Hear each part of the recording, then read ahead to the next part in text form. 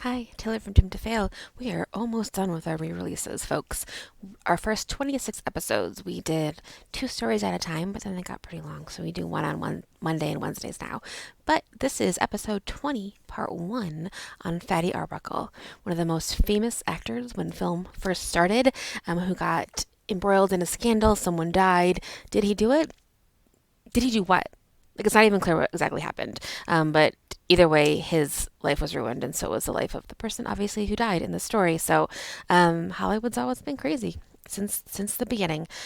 I hope you enjoy this re-release, and let us know if you need anything. We're at Doom to Fail Pod on all the socials. Thank you. In the matter of the people of the state of California versus Orenthal James Simpson, case number BA096. And so, my fellow Americans, ask not what your country can do for you. Ask what you can do for your country. So we're gonna effortlessly pretend like we didn't just have that conversation. Taylor, how was the drive-in movie theater? It was very nice. We have a truck now, so we wanted to drive the truck to the drive-in. So that was super fun. We like got had this like tiny blow-up mattress, so we used that and then like had some blankets and stuff and watched the movie, and it was very delightful. And then like I don't know anything about trucks, so I was like, I think it'll be fine. Let's like leave the blankets in the back, and we definitely lost the air mattress in the back. Like it's gone. It's in the wind. But was the truck bed closed? Not like the top. Okay, yeah. I'm surprised an air mattress would fly out, actually. I thought it had like heavy blankets on it. I thought it would be okay, but it was not. So lesson learned. Interesting. Yup. But Yeah. did you see it fly out because you have stopped and gotten it? We like heard it and then like we stopped and I put everything else in the car, like in the cab part of it. But no, it was pitch black. It's like a really, really dark road. And so I was like, we're not dying for this air mattress. Like, Yeah, yeah, forget it. yeah. Not Gone. worth Yeah. it. Yeah, Not no. worth it. And was it funner to see Mario Kart in a truck? Yeah, it's so fun. Like we like all snuggled and kind of we're all sitting together and Miles is the sweetest little boy. He kept leaving the snuggle to stick his butt out the end of the truck and fart. 'Cause he didn't want to fart in the snuggle. Oh my God, that's so cute. He's so cute. So he'd be like, I'll be right back. And he'd like go a little fart and then come back. I think I commented when I saw a picture of Juan with a truck that we have to go get him cowboy boots next. It's very Still fun. looking truck. Still looking Yeah. truck. Yeah. Cool. Well, shall we get rolling? Yeah. Well, let's say first that you're in Ireland I'm in and Ireland. we tried to record this a couple times and we were both unavailable. It is probably the most inconvenient time zone overlap of anywhere. Like Yeah. Australia and New Zealand have a much wider gap in time, but it actually circles back around in a way that makes it much more convenient. Ireland is Yeah. not. It No. is 4 p.m. here. What time is it for you, Taylor? 8 a.m. 8 a.m. for you. It's 4 p.m. for me, and I'm here for a wedding. So weddings start midday, and Yeah. yeah, it makes it super super inconvenient. And like actually, there's another thing. I don't know how I'm gonna do this, but there's another thing happening tonight at a tavern that's supposed to start at 6, but I don't think I'm just gonna go a little bit late because I should Yeah. need some time to like. So the invite says it starts at 6 and it goes. So it says 6 p.m. dash late. So there is no actual term end to this, but Amazing. yeah, my body's seriously hurting right now, but Yeah. it was awesome. It was really really cool. It was really fun. It was an amazing wedding. They're an amazing couple. Get to hang out with a lot of old Nature people, which was really cool. So Nice. yeah, yeah, Super all fun. good things. But yeah, I guess we can go ahead and kick things off. Welcome to Doom to Fail. I'm Fars, joined here by Taylor. We were just having a little bit of a chat about farting in truck beds and Yep. Mario Kart and Per Ireland Yep. for use. This is going to be released on time because I'm further ahead in time. I can spend all my morning editing the podcast for release at 10 a.m. Pacific on said Monday. So All right. Yeah. yeah, it's gonna actually work out perfect. Okay, good. So we're gonna go ahead and kick things off. And hold on, did I pick a drink yet? I don't know if I picked a drink. You go first today, right? I think I do go first. So wait, you should Okay. start with your drink then. Okay, well, I actually am drinking coffee, but my drink is a mimosa because it's Mother's Day. Happy Mother's Day, Happy Mother's Day, moms. Taylor. You're right. It Thank is Mother's you. Day. Thank you. It has nothing to do with my story, but I have some prosecco in the fridge, and I will make myself a mimosa later. That is awesome. That is Yeah, awesome. I need to call my mom. call your Okay. mom. Yeah, the wedding again. My head's just been in a different headspace for the time being. But I It's still think, Mother's Day. Yeah, it's still Mother's Day. So I think for me, I've been like mainlining Guinnesses I'm sure you have. for the past 8 days. Hmm. So I think I'm just gonna go with Guinness. I think that's my drink. Gotcha. You're 90% That Guinness at this point. Yeah. by body weight, I am, and I'm not. And it actually has nothing to do with the story because our story is more of like a Hollywood story. And Guinness is a very Irish beer, but I'm feeling Irish, so I'm gonna go with that. Nice. Yeah, you're in Ireland. So I'll When in Ireland.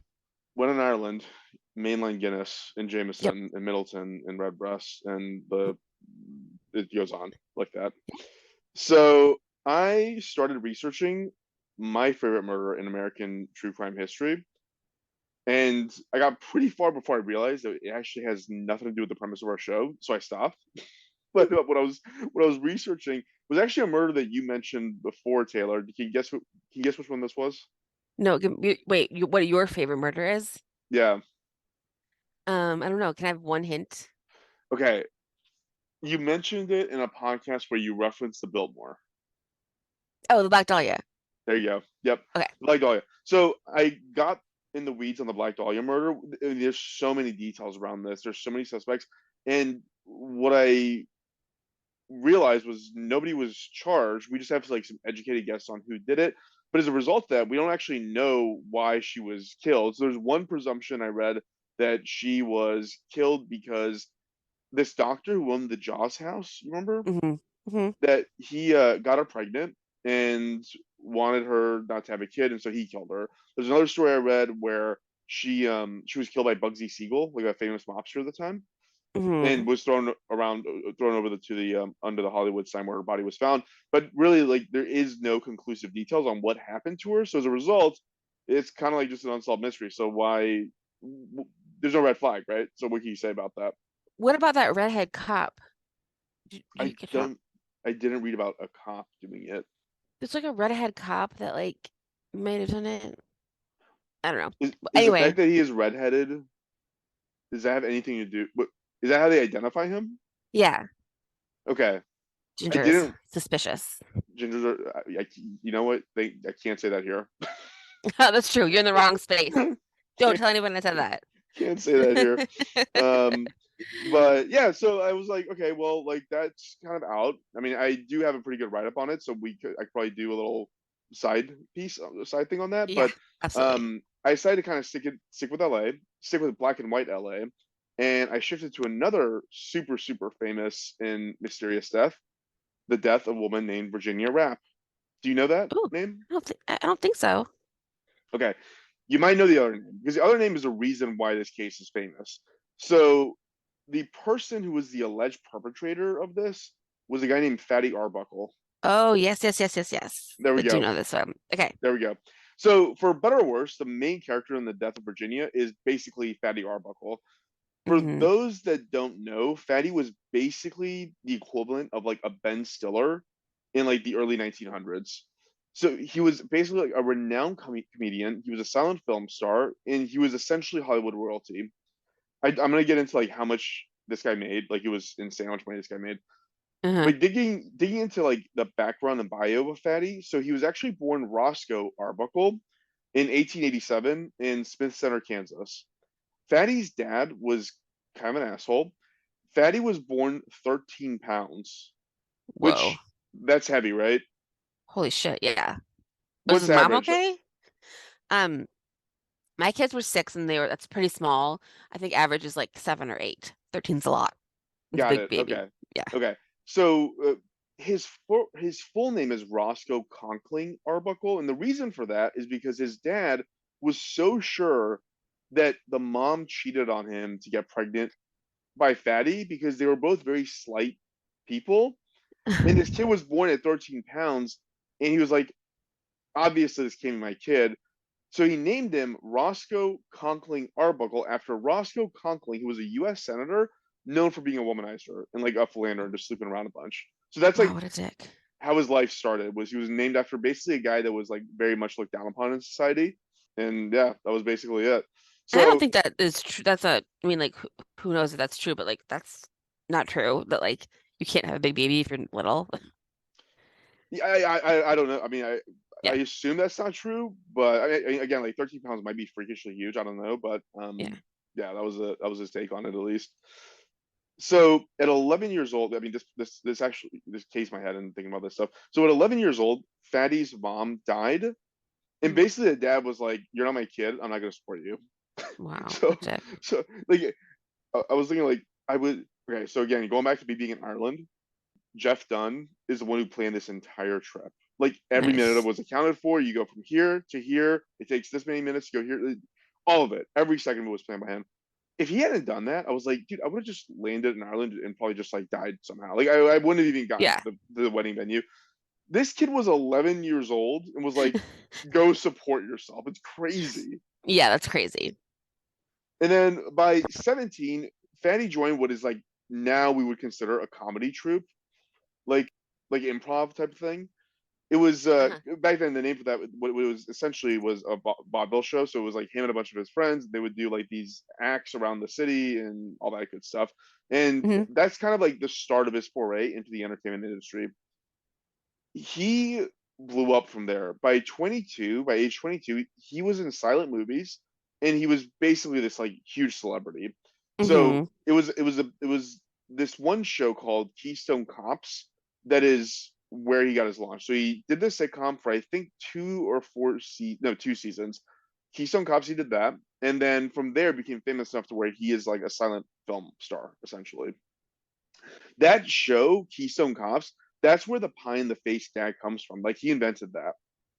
Yeah, I feel like that's like a pseudonym for like co bumbling cops.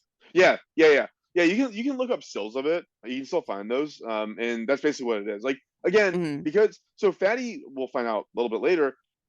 He was called Fatty because he's overweight, right?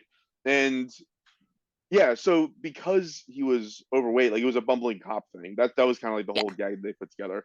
So that was the launch of his career.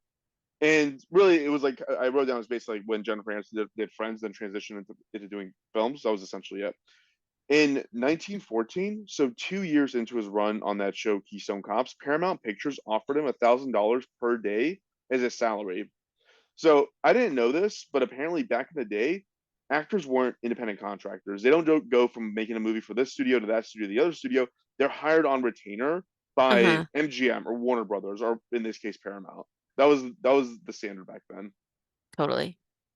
And go ahead, sorry.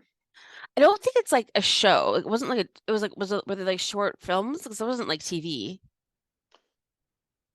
Yeah, that's true. So it's a Like it wasn't sitcom, a but you sit. must have Yeah. gone there to watch it. Yeah. Anyway, keep going. Yeah, that's a good point. Yeah, there wasn't. You're Were hilarious because they? like no one likes Jennifer Aniston movies. I know. It's not like a They can be fun, but not funny. I'll say that much. fair. So, 4 years into this arrangement with Paramount, Fatty of him making $1,000 per day, like that contract was crazy because it segued into another contract after he became successful with Paramount to a $3 million deal. So What $3 million. year was it? This would have been 1920, 1921. And he made $1,000 a day? And well, it was $1,000 a day for 4 years. Then he got a contract for $3 million for a 3 year Because deal. oh my God, that is so much money. I would love $1,000 a day. Okay, I That's so looked much it up. money right now. That's $54 million today. Wow. But so by comparison, right now the highest paid actor is The Rock, and that's he Nice. makes $89 million. Wow. So that's the caliber of fame this guy was on. I know it's Yeah, hard yeah, to yeah. think about because it's like who knows this guy? Like nobody cares, right? We only know him because of what I'm going to discuss here. But at the time, he was essentially The Rock, Yeah, caliber famous. So totally. okay, so let's pivot to the other person involved here, Virginia Raff. So Virginia was born in Chicago. She moved to California in 1916, where she met and got married to someone who was basically irrelevant because he got hit in the like most Looney Tunes way possible. He got hit by a streetcar. He got run over by Oh, a streetcar and killed. So boo. I guess that's how you die in the 1900s, I guess. She Yeah. would start modeling and acting a bit in little bit parts around LA. By virtue of how famous Fatty was, the details I just put down for Virginia, that's basically it. Because Virginia was, I hate to say it, but she was kind of a nobody. She's only Yeah, famous yeah. because of how she died and because it was Fatty that was a part of this. So that's basically it. One detail about Virginia that was kind of cool that I read was that she was actually buried at our favorite outdoor movie venue, Hollywood Forever Cemetery. Remember Nice. Synesthesia? Yep. Good Yeah, for her. yeah. Very cool way to go. So going back to Fatty, so in 1921, him and his two friends decided to take a weekend trip from Los Angeles to San Francisco. They rented 3 rooms. One room was for Fatty and one of his friends to share. The other was for the other friend, and then there was a third room that was the party room. So basically, they just wanted to San Francisco to party. That was the entire idea. Great. Women started pouring in because again, this is like the most famous guy in town. He shows up. He's in your city, and among the women that showed up was Virginia. So going forward, I'll say that we don't have a ton of details of what actually happened. We have very credible, or sorry, not credible, the opposite, non-credible witness testimony about what happened. We have a corrupt DA, and we have Fatty's word, and we don't know if we can trust Fatty. So a lot of what I'm going to discuss here, it's just straight facts of how she was found and what some assumptions were made around what happened to her, basically. Virginia was found to be very unwell and was taken to a doctor because back then hotels had doctors on staff. She was taken to a doctor, and the doctor concluded that she was just super, super drunk. 3 days later, she hadn't improved, and a friend took her to a hospital. And this friend, her name is Bambina Delmont. And at the hospital, the friend Bambina told doctors that Fatty had raped Virginia. At the time, doctors found no evidence of rape, but again, this is like several days later, so like I don't know how likely that would have been, anyways. And it ended up being that Virginia died the next day of a thing called peritonitis, which is basically inflammation in the abdominal wall that's just left untreated, which it was because she actually had with a ruptured bladder. So she had a ruptured bladder, and apparently she'd had that for like at least these 3 days, where she wasn't getting any medical attention because everybody thought she was drunk, and then she died of it. Same page? Yes. Okay, I'm absolute same page. Got it. I think that cool. friend also is controversial, right? Very controversial. Very Okay. controversial. So once this happened and Bambino told the police that Fatty raped Virginia, the police decided that this is the craziest thing ever. So because Fatty was fat, well, she wasn't even that fat. I'll get into that. They assumed that the ruptured bladder, which was the ultimate cause of her death, was caused by him laying on her until the bladder ruptured, which is like Yikes. it's ludicrous.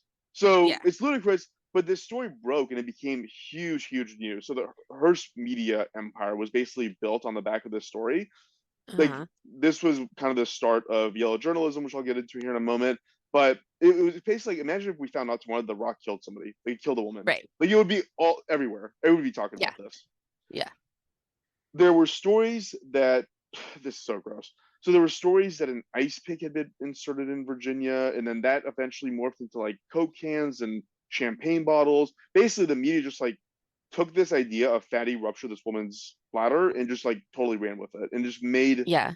stories up. So this is where convergence of several things come together. So I wrote down several bullet points here.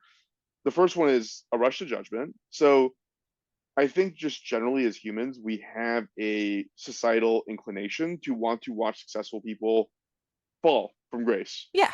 And Totally. this was the guy. This was the highest of the high guys. The other thing I wrote down was yellow journalism. So apparently back then, like journalism really wasn't even a thing. They would just write whatever they wanted to, and Uh-huh. they would let what it was basically what clickbait is today back then. So they would just write what the Yeah. public wanted to hear, and then once they get feedback on the public opinion, they just keep reinforcing that. Yeah, I wrote down like so much of what we know about what happened in Virginia just came from these stories that the Hearst media empire kind of generated. For example, Yeah. that story I mentioned about the ice pick being inserted in Virginia, there was actual witnesses at the party that said that Fatty was actually rubbing ice on her stomach because she was in pain, and that morphed Yeah. into this. There's Hollywood abuse. So this is the obvious trope of an incredibly powerful, successful Hollywood man and a naive young starlet trying to break into the industry. There is obvious fat shaming going on here. So the fact that the Hmm. paper turned this into he laid on her and due to his immense weight ruptured her bladder, it's crazy. He weighed 250 to 300 pounds. At his heaviest, he was 300 pounds, which is like heavy, but like not like a wrecking ball size. I mean, I think Yeah. like there's a lot of guys walking around at 300 pounds. I mean, I wouldn't want them sitting on me, but I got to be hurt if they did. Um, I mean, definitely now. yeah, definitely now. Definitely, I mean, yeah, he definitely stood out back then, I'm sure. It's worth noting that I've been calling him fatty this whole time. He was actually super self-conscious about his weight. You brought this up when I Hmm. talked about Chris Chris Farley about Farley. That how reminds me. Yeah. Chippendale, is that what it was? Yeah. How sad he was because it was like Yeah, fat shaming. Yeah. yeah, and I read that here too, where he would deliberately not do like the fat guy things of like the gags because he was self-conscious. He didn't want to be known as that kind of a person. And Yeah. anytime somebody would call him fatty, he would tell them, he would remind them that, hey, I have a name. It's Roscoe. Like he I would never call him imagine. fatty. Yeah. Yeah, yeah. And then the last bullet point of the convergence of things here I wrote down was basically medical neglect. It took 3 days to get her to the hospital, and the one consistent thing amongst all witnesses, credible or not, at the party were that she was in writhing agony and pain, and nobody did anything. They took her down to the doctor, and the doctor said she's drunk, and then all they did when she got to the hospital was pump her full of morphine. So they didn't even address the fact that she had a ruptured bladder. Like none of that Oh, came to light until her autopsy. So right. that's where it all kind of came together. By this point, the entire country was basically ready to lynch Fatty because of those points coming together, especially the Hollywood abuse side of it. He Uh-huh. was ultimately indicted for manslaughter in San Francisco and went to trial. The prosecutor was a guy named Matthew Brady, and Brady really had some ambitions. His idea was he was going to use this case as a stepping stone to ultimately work his way up to mayor and then governor of California. That was his idea. Yeah. And he was basically willing to do whatever it would take to do that. And we're going to see that here in a moment. He started by threatening the main witness, another model who was at the party named Betty Campbell. She testified that she thought Fatty had raped Virginia. He also put a doctor on the stand who testified that fingerprints on the door of the Hmm. room proved that Virginia tried to escape but was forced back in by Fatty. Which, like, how would you know that? The idea was like maybe she gripped Yeah. it and then like she was pulled back. But how would you know any of that? Yeah, Yeah. He it could have was just grabbed really the door presumptuous. handle like a normal person trying to leave a room. Yeah, yeah. Also, like the testimony was irrelevant because they actually pulled the hotel maid who testified that she had wiped the entire room clean, including the doorknobs, before the investigation even started. Oh, So yeah, because again, it was like 3, 4 days after this that's happened that silly. she died. So of course they turned the room over, right? Fatty testified at Yeah, his of own course. trial, There's plenty of people and that have died in the hotel room that you're in right now. I don't actually. Yeah, in this hotel, probably a lot of people have died. I mean, Ireland's pretty old, so and this is an old hotel and it's an old part of town. So yeah, yeah, Yeah, I'm probably sleeping in a dead woman's bed right now. that's what I mean. Fatty testified at his Probably. trial, and his version of events is that he discovered Virginia vomiting in his toilet. He She asked him to lie down in his bed. He carried her to the bedroom and then asked other party guests to look after her. Virginia started convulsing, and they put her in the bathtub full of cold water to kind of, I don't know why they said it was to calm her down. I don't know why that would calm anybody down. And apparently it was at this point that Virginia starts like ripping her clothes off and just like convulsing violently. And Wow. that's when they call the hotel doctor, who was like, "Oh yeah, she's drunk. That's all. That's all this is." After jury deliberations, they were deadlocked with 10 voting for not guilty and 2 saying he did it, and so a mistrial was happening. When a mistrial happens, it's like you just, in a lot of cases, you just keep going, you just keep trying, and that's what they did here.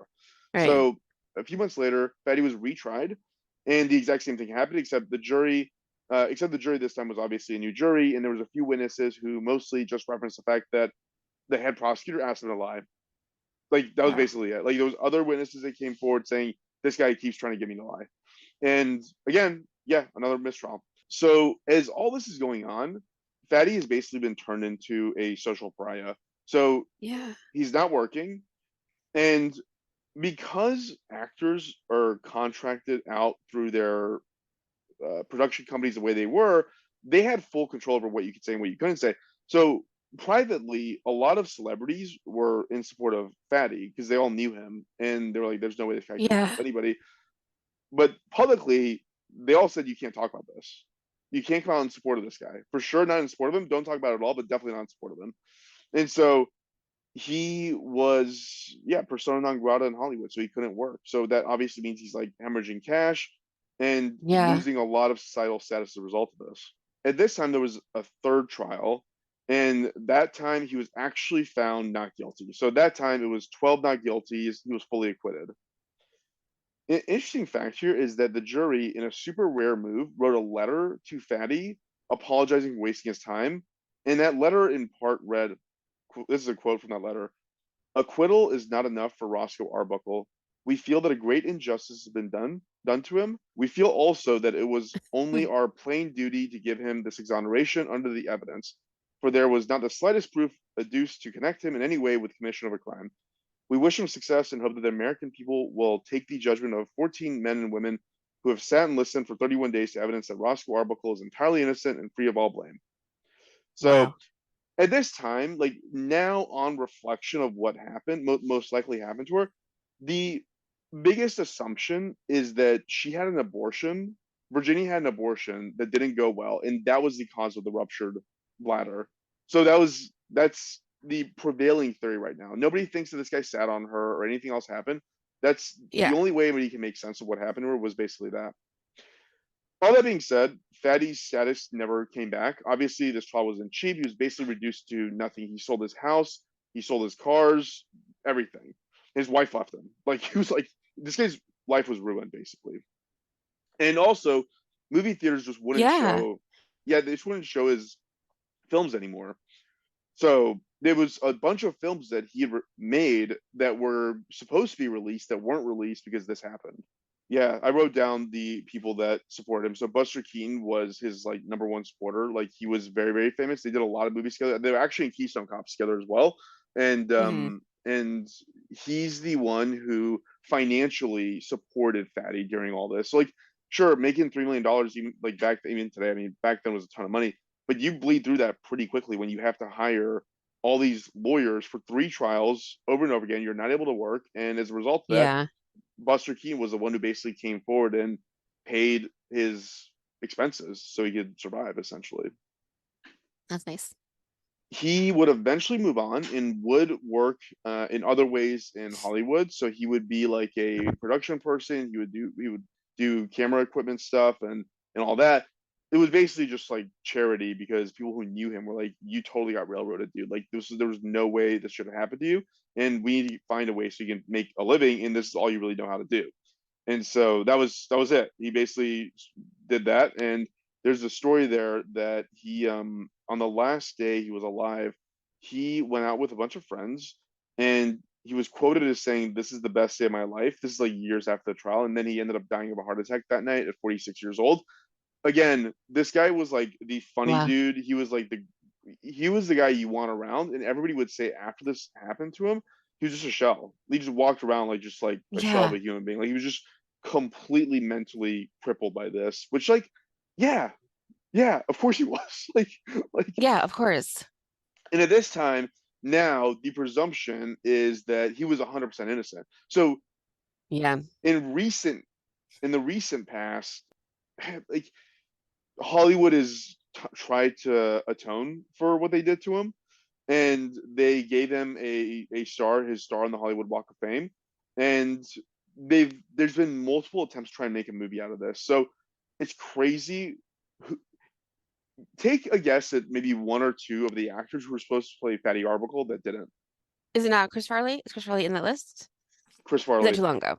Yeah. No, it's Chris. It's crazy. It's Chris Farley. It's John Candy, and it's John Belushi. So all three of these guys were connected to Wow. do a film, a biopic about Fatty Arbuckle's life, about this case in his life, and they all died in like They all in the died. development It's stage. crazy. Yeah, yeah. Yeah. Like it's like a cursed movie. Yeah. So, so I was I was thinking about like the red flags here, like what I was like looking out for, and it was like, man, like I think part of it is like we gotta first off say that Virginia has no blame in this at all. She never said Of Fatty raped course. her. She Yeah. never said that. It was all these other ancillary people. The thing I didn't mention is that Bambino woman who did say Fatty raped her in the hospital. She also, Yeah. before she said that, called Fatty's lawyer saying, "You need to send me cash, otherwise I'm going to tell them that he raped her." So like that actually came out during the trial as well, that she tried to swindle money out of Fatty before going and saying that this happened. So like it Yeah, I sucks don't what trust happened in her at Virginia. all. Yeah, it Yeah. sucks what happened in Virginia, but be aware, be self-aware. Like if you're like a successful person or you're like high up, like just don't put yourself in situations where this is a possibility, because this could happen. I was trying to think of like another case where I've seen this. This isn't that common, is it? Because usually when it's a lecherous Hollywood man, it's true. I don't know how many times people like die. It was definitely like sexual assault cases against famous people, but I can't remember Yeah, anyone like being murdered or dying. Because it does sound like I feel like I'm remembering stuff I've read about it. Like it sounds like Virginia was sick, like there's something wrong initially.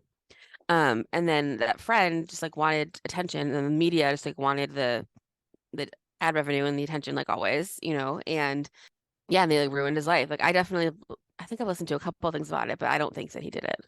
yeah, yeah, Yeah. yeah. I mean, it's like it's almost like Bible truth. I don't know Yeah. if that's a word. Bible That he didn't do fact. it. Yeah, they didn't do it. Like everybody's just like, yeah, of course you didn't do it. But like at that Yeah. point, it was like, let's just destroy this guy because he's like, I mean, also was this like around the Great Depression? It was like right before it, I think, if you're saying it's the 20s. Yeah, it would have been 21. When did the Yeah, Great it's Depression before it, happen? but also like, yeah, he's definitely like a rich person and everybody else is poor. Yeah, yeah. Okay, so 29 was the Great Depression. So like, it Yeah. was probably a steady buildup of people like, you're watching this guy who's making all this money, and then you're Hmm. broke, and yeah, it's not gonna lead to good feelings. And it's the 20s, and isn't it? I think it's prohibition, so they're probably like, look what partying can get you, Yeah, things like that too. yeah, it's a good point. Yeah. Yeah. So, yeah, I think that's my takeaway from this is like, yeah, if you're like successful, if you're high up there, like the world is just looking for a reason to knock you off that pedestal. Like everybody's actively trying to extinguish your success. So like, just be careful. Hmm. There's also a tiny, to get political, a tiny smidge of abortion should be legal so that they can be safe. Was Because so was otherwise, So here's the thing, Taylor. Like, I don't actually know if abortion was illegal back then, because back then medicine was basically just like going to a barber shop and getting like sawed in half. Like, let me see, well, what that's fair. It would be that again if it was illegal, was abortion illegal in in some way. 1920?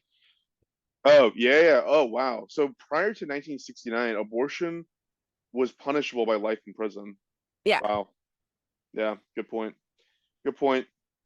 So There's also that. that's in there I mean, too. at the same time, like I still wouldn't want to get an abortion by a doctor in the 1920s. Like, it would still sounds like it would be close to a death sentence, but Right. No, I mean she was sick and they were like, oh, she's drunk. Like the doctor did not help her at all. no. So that's certainly part of it too. Yeah. Don't get Yeah. sick in the past Don't get sick in the is past. another lesson. Yeah. So, yeah, that's my story. Cool. I like it. Thank you. I like that you did an older one. I was thinking, am I getting too close to history stuff? It's fine. Okay. If I Okay. Yeah. overstep, you'll tell me, right? I'll let you know. Okay. We have boundaries. Okay. Perfect. Cool. Perfect.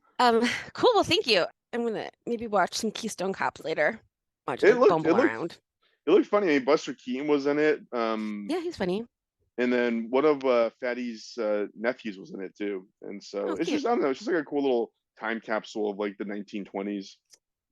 Yeah, totally. I love it. Well, I'm actually going further in the future than 1920 that is Wow. today. I know. It's Wow. crazy. Okay. Yeah. So I was thinking about you